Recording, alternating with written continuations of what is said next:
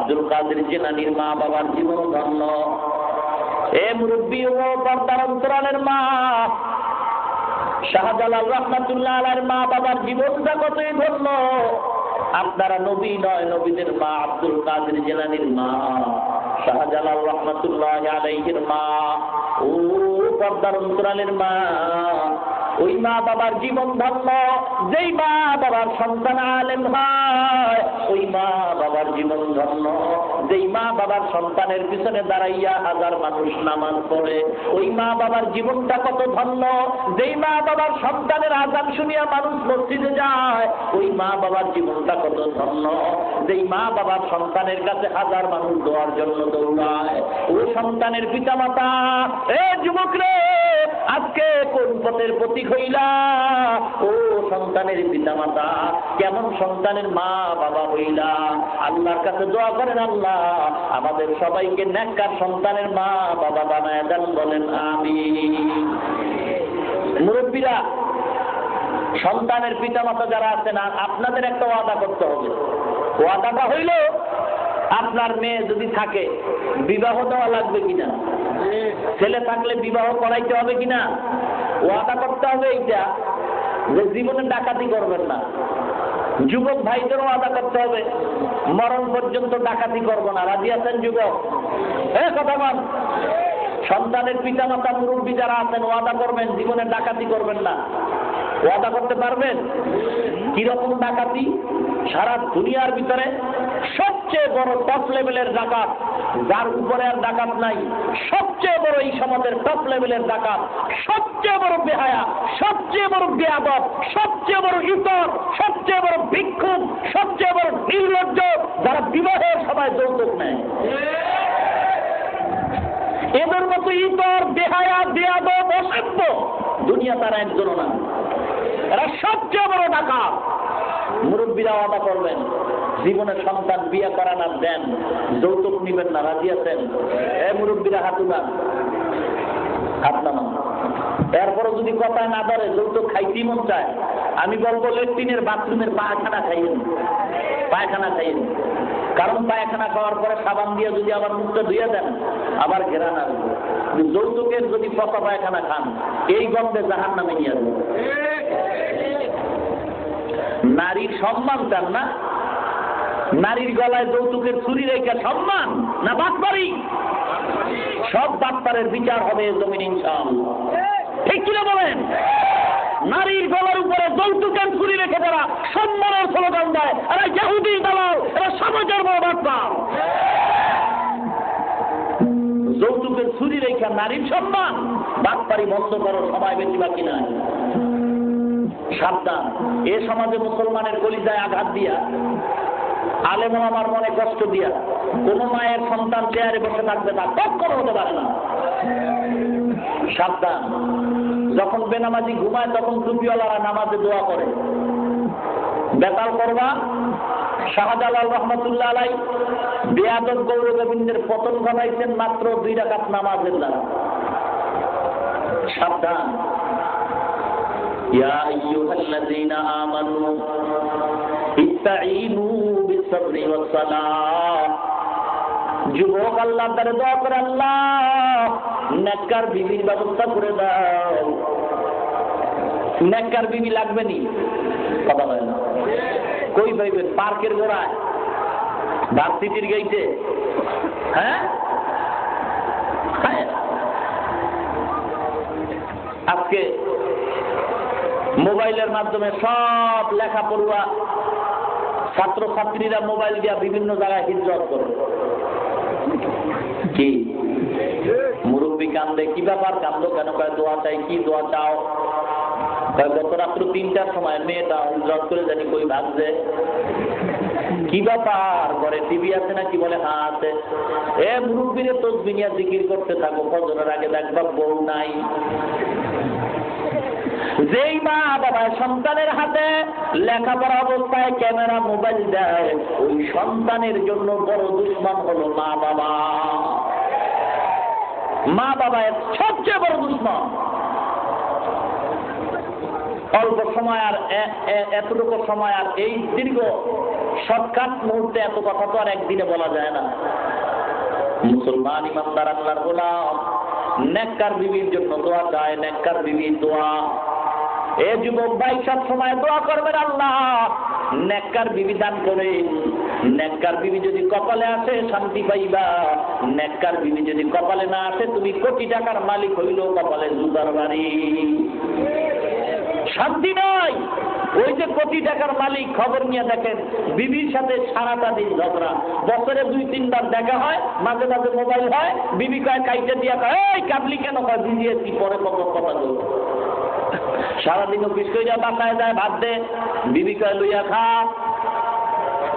আসেনি শান্তির স্লোগান এগুলি? কখনো শান্তি আসবে না। শান্তি কোথায় পাইবা? রিক্সাওয়ালার ঘরে যাও, দেখবা শান্তি আছে, খায় আর ঘুমায়, কোনো টেনশন নাই।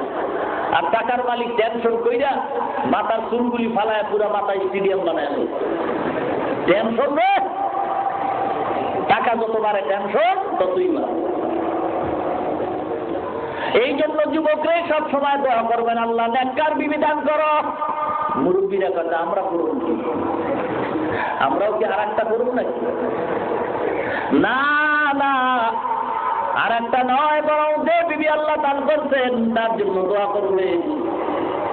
আল্লাহ আমাদের জীবনী পড়াবেন, আলেম আমাদের বয়ান শোনাবেন, আর আল্লাহর কাছে দোয়া করবেন, দেখবেন আপনার বিবি আল্লাহর ওলি হয়ে যাবে। মুসলমান ইমানদার আল্লাহর গোলাম দোয়া করার পর স্বপ্ন যুগে তাকায় দেখে এক বাড়িতে এক মুরব্বীর একটা মেয়ে আছে, পর্দাওয়ালা মেয়ে। প্রস্তাব দিল, বিয়া হয়ে গেল। সংক্ষেপে বলে শেষ করি, বিয়া হওয়ার পরে যুবক সিদ্ধান্ত নিতে নেককার বিবি নিয়ে লোকালয় থাকলে পর্দা রাখা হবে না, আমি জঙ্গলবাসী হয়ে যাব। পাহাড়ের কিনারায় ছোট্ট একটা ঘর উঠাইয়া আল্লাহর নামের গোলাম ওই ছোট্ট ঘরে বিবি নিয়ে থাকে। আর এক মালিকের বাড়ি, গরিব মানুষ, চাকরি করে, বেতন পায়, কৃষি কাজ করে, টাকা যা পায় অর্ধেক টাকা দিয়ে সংসার চালায়, বাকি টাকা জমা রাখতেছে। অনেক দিনের ঘটনার পরে নিজেও নিজের টাকা দিয়ে জমিন রাখছে। মালিকের জমিনের চাষাবাদ করে, নিজের জমিনেরও চাষাবাদ করে, কিন্তু আজান হলে বান্দা নামাজ জানে না। আজকে জুমার দিন নামাজ পড়তে যাবে সর্বাগ্রে, এজন্য সকালে নিজের জমিনের কাজ, মালিকের জমিনের কাজ কমপ্লিট করিয়া অপেক্ষা করে, ওযু করে, গোসল করে, জুমার নামাজের আযান হবে, আমি আর সবার আগে আল্লাহর ঘরে গিয়া ঢুকবো। জুমার নামাজের আযান হয়ে গেল, যুবকেরা রওনা হয়। বিবি ডাক দিয়া কয়, ও স্বামী দাঁড়াও। কোথায় যাও? বলে নামাজে যাই। যাও, নামাজে কোনো বাধা নাই, তবে একটা সমস্যার সমাধান দিয়া যাও। কি সমস্যা? বলে আমার মনে নাই। বলে সকালবেলা এক বস্তা গম নিকট, এক বস্তা গম নিয়ে গেছো, মেইলে ভাঙ্গাইয়া আটা নিয়ে আসবা। বিদ্যুতের সমস্যায় আনতে পারো নাই। জুমার নামাজের পরে মেল বন্ধ হয়ে যাবে, 3 দিন ছুটি, সরকারি খুলবে না। আটার বস্তা যদি না আনো, ঘরে কোনো আটা নাই, 3 দিন পর্যন্ত আমাদের ঘরের চুলায় আর আগুন জ্বলবে না। এ স্বামী যাও, নামাজে যাও, বাধা নাই, তবে আটার বস্তা আইনা দিয়া যাও। আল্লাহ কিতাবের ভিতরে তার নাম আব্দুল আজিজ শব্দ লেখা হয়। আব্দুল আজিজ এবার সামনে আগায়, চিন্তা করে কি করি, নামাজে যাব না, আটার বস্তা আনতে যাব। 1 কদম 2 কদম সামনে আগায়। কিছু দূর যাওয়ার পরে বাড়ির আঙ্গিনা পেরিয়ে যাওয়ার পর এক সন্তান ডাক দিয়া কয়, ও চাচা দাঁড়াও। কই যাও? বলে নামাজ পড়তে যাই। বলে তুমি কষ্ট করে একটা গাভী রাখছো, এই গাভীর দুধ বিক্রি করে সংসার চালাও। যেই গাভীর দুধ বিক্রি করে সংসার চালাও, ওই গাভীটা সবে মাত্র দড়ি সিরিয়া জঙ্গলায় পালায়া গেছে। এখন যদি না যাও, হিংস্র প্রাণী যদি পায় ধ্বংস করে ফেলবে। তুমি নামাজে যাও, বাধা নাই, তবে গাভী আইনা দিয়া যাও। আল্লাহর গোলাম আরো চিন্তিত হয়ে গেছে।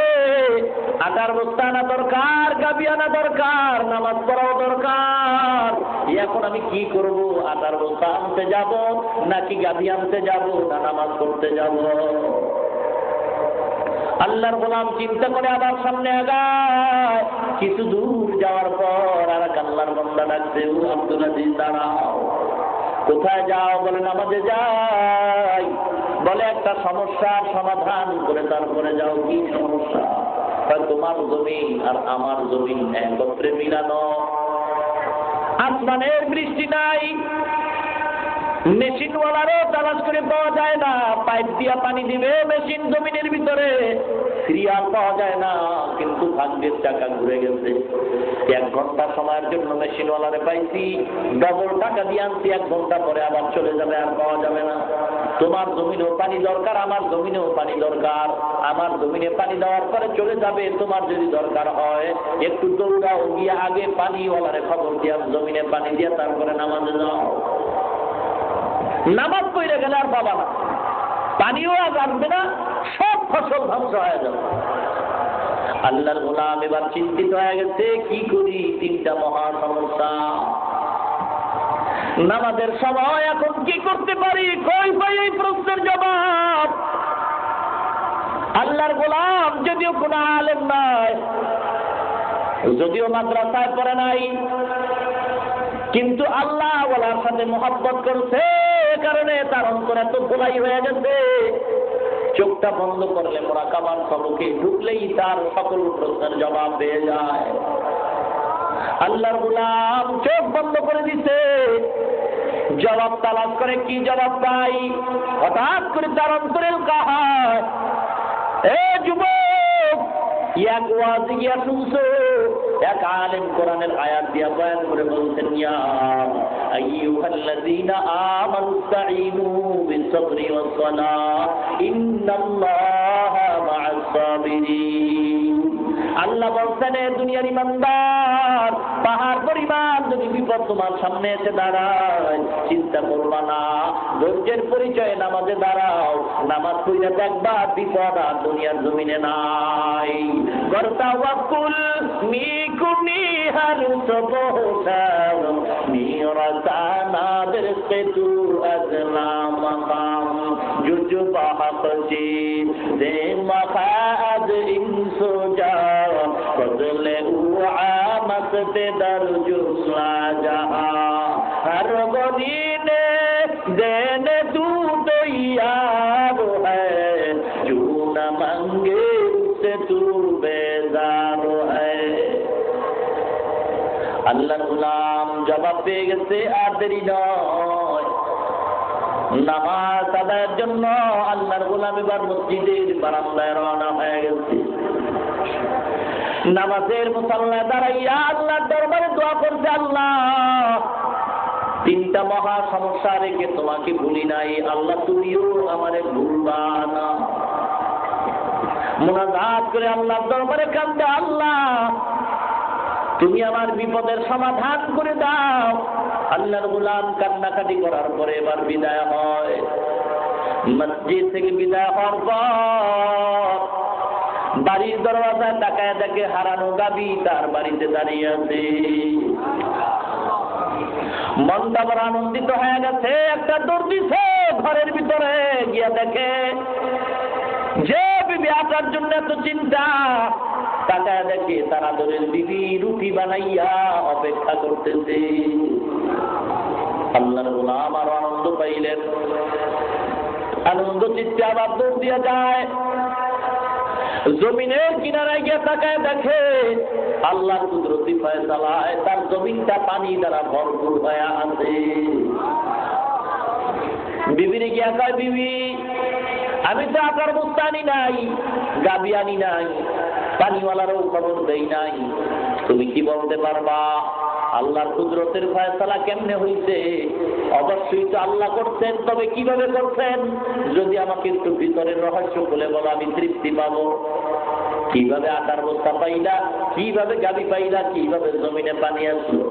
বিবি ডাক দিয়া কয়, ও স্বামী দাঁড়াও, নাস্তা করে একটু অপেক্ষা করো, 3টা ঘটনার সমাধানের রহস্য আল্লাহর তরফ থেকে আমি তোমাকে শোনাই। ইয়া আইয়ুহাল্লাযীনা আমানু, এই বান্দার আল্লাহর গোলাম, ইসতাঈনু, তোমরা সাহায্য চাইবা আল্লাহর দরবারে, আর কারো কাছে নয়, কারণ আল্লাহর কোনো জিনিসের অভাব নাই। আল্লাহ বলেন আমার কাছে বান্দা চাইতে দেরি হয়, আমি আল্লাহ দিতে দেরি করি না। বান্দা চাইতে দেরি হয়, আমি আল্লাহ দিতে মোটেও দেরি করি না। কি লাগবে চাও, আমি আল্লাহ দিয়ে দিই। আজকে তো আমরা আল্লাহর কাছে চাইতে জানি না। মুসা আলাইহিস সালাম পাহাড়িয়া রাস্তা দিয়ে হাঁটতেছেন মাওলার দরবারে কথা বলার জন্য। গিয়ে দেখে একটা পাথরের ভিতরে এক দরবেশ তসবিহ নিয়ে আল্লাহর নামের জিকির করে। এই মুরব্বি, তুমি এখানে জিকির করো কতদিন? 400 বছর। কত বছর? তাই নাকি? বলে না। তুমি কে? আমার পরিচয় করে নাও। তোমার মনের কোন চাহিদা আছে? 400 বছর পর্যন্ত যে খোদারে ডাকি ভালোই, কিন্তু আমার মনে ডাক দিতে বেশি দিন মনে হয় বাঁচবো না। তবে দুইটা জিনিসের আমার চাহিদা। কি সেই চাহিদা বলো? 1 নম্বর চাহিদা হইল আমার জমানায় শুনে মুসা নবীর আগমন হবে, তাকে আমি একটু দেখবো। 2 নম্বর চাহিদা, 1 গ্লাস ঠান্ডা পানি চাই। পয়গম্বর মুসা নবী বলেন তোমার আশান্বিত সে পয়গম্বর আমি, মনের মতো তুমি দেখে নাও। 2 নম্বরের চাহিদা তোমার পানি, অপেক্ষা করো, আমি তোমার জন্য ঠান্ডা 1 গ্লাস পানি ব্যবস্থা করতে। আল্লাহর গোলাম মুরব্বী 400 বছর ইবাদত করলেন। শেষ সময় 2টা আবদার করল, মুসাকে দেখবে আর ঠান্ডা পানি পান করবে। পয়গম্বর মুসা আলাইহিস সালামকে দেখেছে যুবক। মুরব্বী ডাক দিয়া কয়, ও পয়গম্বর, আপনার নাম শুনতেছি, তবে আজকে দেখার পরে আমার মন খুশি হয়ে গেছে। এবার আমার দ্বিতীয় আশা, একটু ঠান্ডা পানি দেন। পয়গম্বর মুসা নবী ঠান্ডা পানি আনার জন্য একটু দূরে সরে গেলেন, টানা করে পানি আনবে। আল্লাহর পয়গম্বর মুসা নবী ঠান্ডা 1 গ্লাস পানি নিয়ে আসছেন। আসার পরে তাকায় দেখে পানি গ্লাস হাতে আছে, কিন্তু মুরব্বী আর দুনিয়ায় নাই। পয়গম্বর মুসা নবীর মেজাজটা গরম হয়ে গেল। আল্লাহ, তুমি কি ইনসাফের বিচার করো না? বলে হা করি। তোমার কেটে ইনসাফ যে আল্লাহর গোলাম তোমার বান্দা 400 বছর পর্যন্ত তোমারে ভুলে নাই। মনের একটা আশা ঠান্ডা পানি পান করবে, তুমি আশাটা না পুরাইয়া কেন কবরে নিয়ে গেলা? আল্লাহ পাক বলেন, ও পয়গম্বর, আমি আল্লাহ যা জানি তুমি তা জানো না। এই পয়গম্বর মুসা, তোমার বিবেকের কাছে আমার প্রশ্ন, তুমি বিচার করে দাও। যেই বুড়ো 400 বছর পর্যন্ত আমি আল্লাহকে ভুলে নাই, বলো ওই বুড়ারে 400 বছর পর্যন্ত এই পাথরের মধ্যে বৈশা আমি মাওলারে ডাকছে, আর আমি মাওলায় জান্নাতি খানা তার সামনে পৌঁছায় দিছি। মুসা, তুমি একটু বলো গো, বলো যেই মাওলায় 400 বছর পর্যন্ত যেই বুড়ারে খাওয়াইতে পারে গো, ওই মাওলায় কি 1 গ্লাস ঠান্ডা পানি দিতে পারে না? আজকে সেই ঠান্ডা পানি আমি মাওলার কাছে না চাইয়া তোমার কাছে কেনই বা চাইছে? আমি মাওলা বরদাস্ত করতে পারি নাই, আমি মাওলার সাথে সাথে তার জীবনটা নিয়ে গেলাম। গর্তাওয়াকুল মিকুনি হার সবহসা মিরাসানা দরসতু আজলা মাকাম জুজবা হকজি যে মাখাদ ইনসুজা ফজলে ওয়া আমত দরজুম রাজা। জীবনে যত বিপদ আসবে অবশ্যই বিপদ আসবে ইমানদারের বেলায়। যারা বেঈমান তাদের বেলায় বিপদ নাই। ইমানদারের জন্য দুনিয়াটা জেলখানা, আর দুনিয়া সিজনুল মুমিন ওয়া জান্নাতুল লিল কাফির। নবী বলেন দুনিয়াটা জান্নাত হবে কাফেরদের জন্য, আর অশান্তির জায়গা হলো ইমানদারের জন্য। এই ইমানদার দুনিয়াতে চললে বিপদ আসবেই, তবে ওয়াদা করতে হবে দুনিয়ার সব বেজার হয় হোক, আল্লাহকে বেজার করা যাবে না। কি বলেন, রাজি আছেন? সব বেজার হয় হোক, মাওলাকে বেজার করা যাবে, নবীকে বেজার করা যাবে। ইমানদারের এই স্লোগানের উপরে চলতে হবে। আল্লাহ রাব্বুল আলামিন আমাদের সবাইকে আল্লাহর আনুগত্য করে নবীজির তরিকা পরিপূর্ণ সহি তরিকা আমল করে সহি শুদ্ধ ঈমান নিয়া আমল নিয়া এ দুনিয়ায় চলে সম্মানের সাথে বিদায় হওয়ার তৌফিক দান করেন। বলুন আমিন। আরো জোরে বলুন আমিন। মাহফিল কর্তৃপক্ষের জন্য দোয়া করবেন। আমার মূল প্রোগ্রাম হলো সুনামগঞ্জ। বহু রিকোয়েস্টের মোবাইলের কারণে এখানে মাগরিবের পরে সময় নিচ্ছে। আমি একাধিক প্রোগ্রাম করতে পারি না, আর এর পক্ষেও আমি না, আমার শরীরও কুলায়। তারপরও বাধ্য হয়েছি রাস্তার কিনারে, সেজন্য একটু দেখা করে গেলাম। তো দোয়া চাই সকলের কাছে, আল্লাহ পাক যেন স্বাস্থ্যকণ্ঠ ভালো রেখে দ্বীনের সহি খেদমত হায়াতের ভিতরে বরকত দান করেন এবং সারা দুনিয়ায় দ্বীনের সহি খেদমত করার তৌফিক দান করেন। এবং দোয়া করবেন চলার পথে সমস্ত মুসিবত থেকে আল্লাহ হেফাজত করেন নিজ হাতে। এবং সবচেয়ে বেশি দোয়া চাই ঢাকাতে একটা শর্ট করতে মাদ্রাসা করেছি যাত্রাবাড়ি এলাকায়, কিতাব বিভাগ, আদব বিভাগ, নুরানি হেফজখানা, বাংলা অঙ্ক ইংরেজি অর্থাৎ সাধারণ শিক্ষার সমন্বয় শর্টকট সকলের জন্যই উন্মুক্ত দরওয়াজা। দোয়া চাই সকলের কাছে আল্লাহ যেন মাদ্রাসাটা কবুল করেন এবং সবাই দোয়া করবেন আল্লাহর কাছে সবাইকে যেন আল্লাহ পাক নেককার সন্তানের মা বাপ হওয়ার তৌফিক দান করেন। আমিন ওয়া আখিরু দাওয়ানা আলহামদুলিল্লাহি রাব্বিল আলামিন। হ্যাঁ, درود شریف اللهم صل على محمد وعلى ال محمد كما صليت على ابراهيم وعلى ال ابراهيم انك حميد مجيد اللهم بارك على محمد وعلى ال محمد كما باركت على ابراهيم وعلى ال ابراهيم انك حميد مجيد الحمد لله رب العالمين ربنا ظلمنا انفسنا وان لم تغفر لنا وترحمنا لنكونن من الخاسرين ربنا آتنا في الدنيا حسنة وفي الآخرة حسنة وقنا عذاب النار رب ارحمهما كما ربياني صغيرا اللهم إنك عفو تحب العفو فاعف عني يا أرحم الراحمين يا أرحم الراحمين يا أرحم الراحمين اللهم اجعلني في عيني صغيرا وفي أعين الناس كبيرا اللهم اكفناهم بما شئت اللهم إنا نجعلك في نحورهم ونعوذ بك من شرورهم اللهم اجعلني في عيني صغيرا وفي أعين الناس كبيرا اللهم بارك لي في الموت فيما بعد الموت আয় আল্লাহ, আপনি আমাদের আজকের সম্মেলন কবুল করে নেন, ভুল ত্রুটি ক্ষমা করে বাকি কথাগুলো আমল করার তৌফিক দান করে দেন। আল্লাহ সংগঠন আপনি কবুল করেন, কিয়ামত পর্যন্ত সম্মেলন কায়েম ও দায়েম রাখেন। আল্লাহ সারা দুনিয়ার মুসলমানদের উপর রহমত নাযিল করেন, আমাদের সকলের মনের ন্যায় আশা পূরণ করে দেন। আয় আল্লাহ, আপনার রাজি খুশি অনুযায়ী মরণ পর্যন্ত চলার তৌফিক দান করেন, সমস্ত মুসিবত থেকে আপনি কুদরতি হাতে হেফাজত করেন। আয় আল্লাহ, মা বোনদের পর্দাওয়ালা বানায় দেন, প্রত্যেক ঘরে ঘরে কোরআনের আওয়াজ চালু করে দেন। আল্লাহ আমাদের সকলের হিংসা দূর করে ইখলাস পয়দা করে দেন। আল্লাহ সারা দুনিয়ায় ইখলাসের সাথে দ্বীনের সহিত খিদমত করার জন্য কবুল করেন। আল্লাহ আয় আল্লাহ তাআলা সমস্ত মুসিবত থেকে হেফাজত করেন। আল্লাহ আয় আল্লাহ অত্র এলাকার সবাইকে মাফ করে দেন। আয় আল্লাহ সবটুকু নবীর রওজায় পৌঁছায় দেন। ইমানদার মুমিন মুমিনাত আমাদের এখানে যারা হাত তুলছেন, মুরব্বী মা বাবা ভাই বোন যারা কবরের সবার উপরে সব পৌঁছায় দেন। আমাদের ভিতরে যারা অসুস্থ মেহেরবানি করে সুস্থতা দান করে দেন। আল্লাহ আল্লাহ সংগঠন কবুল করে নাজাতের জরিয়া বানায় দেন।